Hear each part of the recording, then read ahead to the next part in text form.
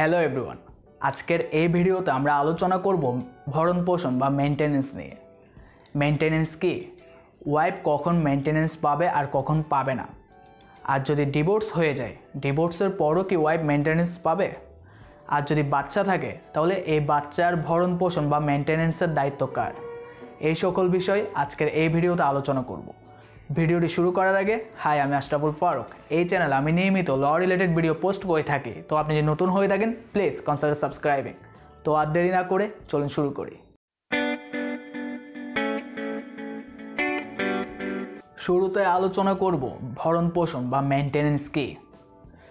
ভরণ পোষণ বা মেইনটেনেন্স হলো মানুষ হিসাবে আমাদের যে সকল মৌলিক অধিকারগুলো রয়েছে বা মৌলিক চাহিদা রয়েছে, যেমন খাদ্য, বস্ত্র, বাসস্থান, শিক্ষা, চিকিৎসা এবং সাথে শারীরিক ও মানসিক পুষ্টির জন্য যাবতীয় যে সকল কাজগুলো করা দরকার সবগুলোই এর মধ্যে অন্তর্ভুক্ত। এগুলোকে বলা হচ্ছে ভরণ পোষণ বা মেইনটেনেন্স। আর এখন আলোচনা করব মেইনটেনেন্স বা ভরণ পোষণ কে দিবে এবং কে পাবে। হাজব্যান্ড তার ওয়াইফের মেইনটেনেন্স বা ভরণ পোষণ দিবে। ছেলে মেয়ে থাকলে ছেলে সাবালক না হওয়া পর্যন্ত বাবা মেইনটেনেন্স বা ভরণ পোষণ দিবে। মেয়ের বেলায় মেয়ের বিয়ে না হওয়া পর্যন্ত বাবা ভরণ পোষণ দিবে। আর ছেলে যদি প্রতিবন্ধী হয় বা মানসিকভাবে অসুস্থ হয় এবং সে সাবালক হওয়ার পরও বাবা মেইনটেনেন্স দিবে। বয়স্ক পিতামাতার বেলায় সন্তানরা ভরণ পোষণ বা মেইনটেনেন্স দিবে। আর পিতামাতার ভরণ পোষণ সম্পর্কে আমি আলাদা একটা ভিডিও তৈরি করেছি, আপনারা যদি সেই বিষয়টি বিস্তারিত জানতে চান তাহলে ভিডিওটি দেখতে পারেন। আমি ভিডিওর লিঙ্ক ডিসক্রিপশন বক্সে দিয়ে দিব। পয়েন্টে ফিরে আসি। ছেলে সাবালক হওয়ার আগেই যদি অন্যায়ভাবে বাবার সাথে থাকতে না চায় এবং সে যদি নিজে ইনকাম করে এবং নিজের ইনকামের টাকা দিয়ে সে যদি নিজের ভরণ পোষণ জোগাড় করতে সামর্থ্য হয়, তাহলে বাবাকে ভরণ পোষণ দেওয়ার জন্য বাধ্য করা যাবে না। একটা বিষয় সবসময় মনে রাখবেন, ভরণ পোষণ কে পাবে এবং কে দিবে সেটা কোর্ট ডিসাইড করবে। তবু সাধারণত আর্থিকভাবে যে সচ্ছল সে ভরণ পোষণ দিয়ে থাকে, আর যে আর্থিকভাবে দুর্বল তারা ভরণ পোষণ পাবে। আর এখন আলোচনা করব মেইনটেনেন্সের পরিমাণ নিয়ে। মেইনটেনেন্সের পরিমাণ কত হয়ে থাকে এই সকল বিষয় নিয়ে। প্রথমে বলে দিই, যখন হাজব্যান্ড ওয়াইফ একসাথে থাকা শুরু করে বা একসাথে থাকে তখন কিন্তু মেইনটেনেন্স নিয়ে অত বেশি প্রবলেম হয় না, কারণ তখন কিন্তু হাজব্যান্ড তার ওয়াইফের যে সকল মৌলিক চাহিদা রয়েছে তা প্রোভাইড করে থাকে। প্রবলেম তখনই হয় যখন ওয়াইফ কোনো যুক্তিসঙ্গত কারণে হাজব্যান্ডের কাছ থেকে আলাদা থাকা শুরু করে। তখন হাজব্যান্ডকে নির্দিষ্ট পরিমাণ টাকা ওয়াইফকে মেইনটেনেন্স হিসাবে প্রদান করতে হয়। অনেক সময় কিছু বিয়ের ক্ষেত্রে দেখা যায় মেইনটেনেন্সের পরিমাণ কাবিননামায় উল্লেখ থাকে, কিন্তু বেশিরভাগ বিয়ের বেলায় এই মেইনটেনেন্সের পরিমাণ কাবিননামায় উল্লেখ থাকে না। আর যখন উল্লেখ থাকে না তখন ওয়াইফ কীভাবে তার মেইনটেনেন্স পাবে বা কত টাকা পাবে মেইনটেনেন্স হিসাবে? যদি কাবিননামায় মেইনটেনেন্সের পরিমাণ উল্লেখ না থাকে তখন ওয়াইফকে চেয়ারম্যানের নিকট মেইনটেনেন্সের জন্য আবেদন করতে হবে। চেয়ারম্যান স্ত্রীর এই আবেদনের প্রেক্ষিতে একটি সালিসি পরিষদ গঠন করবে। এই সালিসি পরিষদই ওয়াইফের জন্য মেইনটেনেন্সের পরিমাণ কত হওয়া দরকার তা নির্ধারণ করবে। এই মেইনটেনেন্স বা ভরণ পোষণের পরিমাণ নির্ধারণ করার সময় সালিসি পরিষদ কিছু বিষয় বিবেচনা করবে।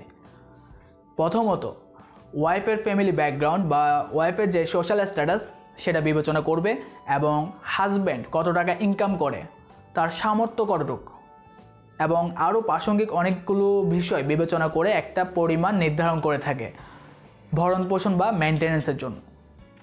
সালিসি পরিষদ এই মেইনটেনেন্স বা ভরণ পোষণের একটা পরিমাণ নির্ধারণ করে একটা সার্টিফিকেট বা প্রত্যয়নপত্র ইস্যু করবে। আর কখনো যদি ওয়াইফ মনে করে তার জন্য যে এই ভরণ পোষণের পরিমাণ নির্ধারণ করা হয়েছে তা কম, তাহলে এই সালিসি পরিষদের রায়টা পুনর্বিবেচনা করার জন্য সহকারী জজ আদালতে আবেদন করতে পারবে। আর কখনো হাজব্যান্ড যদি মনে করে ওয়াইফের জন্য যে মেইনটেনেন্সের পরিমাণ নির্ধারণ করা হয়েছে তা বেশি, তাহলে হাজব্যান্ডও এই সালিসি পরিষদের রায়টাকে পুনর্বিবেচনা করার জন্য সহকারী জজ আদালতে আবেদন করতে পারবে। আর এই ক্ষেত্রে সহকারী জজ আদালত যে রায় দিবে তা কিন্তু ফাইনাল। এটার বিরুদ্ধে আর কোনো রকম আবেদন বা চ্যালেঞ্জ করা যাবে না। সালিসি পরিষদ ভরণ পোষণের জন্য যে পরিমাণ নির্ধারণ করেছিল, অথবা সহকারী জজ আদালত ভরণ পোষণের জন্য যে পরিমাণ নির্ধারণ করেছিল তা কিন্তু হাজব্যান্ড যথাসময়ে ওয়াইফকে প্রদান করবে। আর যদি তা না করে তাহলে ওয়াইফ হাজব্যান্ডের বিরুদ্ধে মামলা করতে পারবে পারিবারিক আদালতে। আর ওয়াইফ শুধু তার নিজের জন্য মামলা করবে তা নয়, ওয়াইফ কিন্তু তার যদি ছেলে মেয়ে থাকে ছেলে মেয়ের পক্ষে হয়েও ভরণ পোষণের জন্য হাজব্যান্ডের বিরুদ্ধে মামলা করতে পারবে।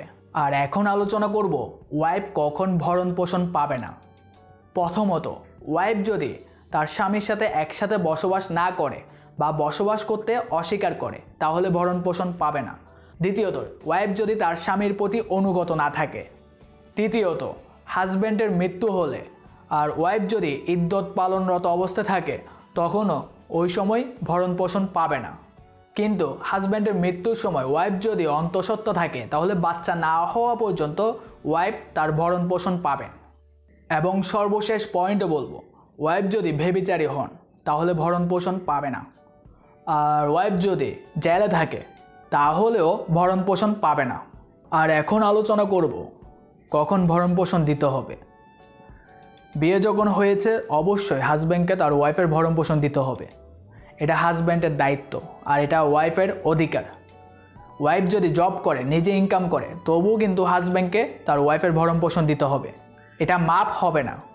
আর ওয়াইফ যদি কখনও যুক্তিসঙ্গত কারণে হাজব্যান্ডের কাছ থেকে আলাদা থাকা শুরু করে তখনও কিন্তু হাজব্যান্ড তার ওয়াইফকে ভরণ পোষণ বা মেনটেনেন্স দিতে বাধ্য থাকবে।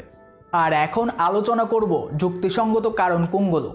প্রথমত, হাজব্যান্ড যদি তার ওয়াইফের সাথে খারাপ আচরণ করে অথবা মারধর করে আর যার কারণে ওয়াইফের পক্ষে আর একসাথে থাকা সম্ভব নয় এবং এই কারণে যদি ওয়াইফ আলাদা থাকা শুরু করে হাজব্যান্ডের কাছ থেকে তখন কিন্তু হাজব্যান্ড তার ওয়াইফকে ভরণ পোষণ বা মেনটেনেন্স দিতে বাধ্য থাকবে। দ্বিতীয়ত, ওয়াইফ যদি তার দেনমোহর বা মহারণা দাবি করে এবং হাজব্যান্ড যদি তা পরিশোধ না করে দাবি করার পরও, তখন এই পরিশোধ না করার কারণে ওয়াইফ কিন্তু হাজব্যান্ডের কাছ থেকে আলাদা থাকতে পারবে। আর এই সময় আলাদা থাকা অবস্থায় হাজব্যান্ড তার ওয়াইফের মেনটেনেন্স বা ভরণ পোষণ দিতে বাধ্য থাকবে। আর এখন আলোচনা করব ডিভোর্স হওয়ার পর অথবা তালাকের পর ওয়াইফ কি কোনো মেনটেনেন্স পাবে? উত্তর হলো পাবে না। কিন্তু মনে রাখবেন, আপনি যখন তালাক বলছেন বা দিচ্ছেন সেটা কিন্তু সাথে সাথে কার্যকর হচ্ছে না। আপনি যখন তালাকের নোটিশ পাঠাবেন চেয়ারম্যানের কাছে, সেই নোটিশটা যখন চেয়ারম্যান গ্রহণ করবে সে গ্রহণ করার তারিখ থেকে পরবর্তী 90 দিন পরে গিয়ে তালাক কার্যকর হবে। আর এই যে 90 দিন, এই 90 দিনের ভরণ পোষণ ওয়াইফ কিন্তু পাবে। এই 90 দিনের ভরণ পোষণ অবশ্যই হাজব্যান্ডকে দিতে হবে ওয়াইফকে। কিন্তু মনে রাখবেন, ডিভোর্স বা তালাকের সময় ওয়াইফ যদি অন্তঃসত্ত্বা হয় তাহলে সন্তান না হওয়া পর্যন্ত ওয়াইফ তার মেনটেনেন্স বা ভরণ পোষণ পাবে। আর সন্তান হওয়ার পর ওয়াইফ আর কোনো মেনটেনেন্স বা ভরণ পোষণ পাবে না। কিন্তু বাবাকে তার সন্তানের জন্য ভরণ পোষণ দিতে হবে বা মেনটেনেন্স দিতে হবে। আর যদি তা না দেয় তাহলে ওয়াইফ সন্তানের পক্ষে হয়ে আদালতে মামলা করতে পারবে ভরণ পোষণের জন্য। এখন জানার জন্য নারীদের ভরণ পোষণ বা মেনটেনেন্স নিয়ে আলোচনা করব।